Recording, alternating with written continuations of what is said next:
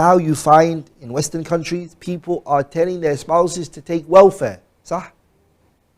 They tell them to take money from the UK government, for example. And the government gives them money. And you know what they give this money on? They give it on the grounds that this woman is a single mother, right?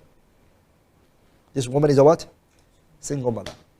And the brother has the money in his account. He's wealthy, he's got finance, he's got money.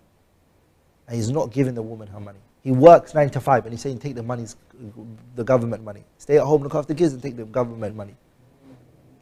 That money is haram. It's haramun, haramun, haram. And if you don't have the ability to take money and you guys don't have money, that's another discussion. The husband doesn't have the wealth or anything, that's another discussion. Both of you take the money from the government, that's another discussion. But you're working as an Uber driver. You got a 9 to 5 job. You married your sister. You tell her to take money from the government. On the ground that the government, you're telling her you're not married. This money is haram.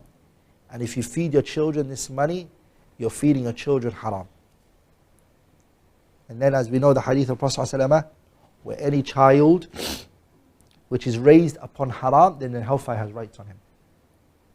These sisters have to say to these husbands, I'm not going to take that money. I'm your responsibility to provide for me. Put that pressure on him. Don't go take the government's money. It is the haqq upon the husband.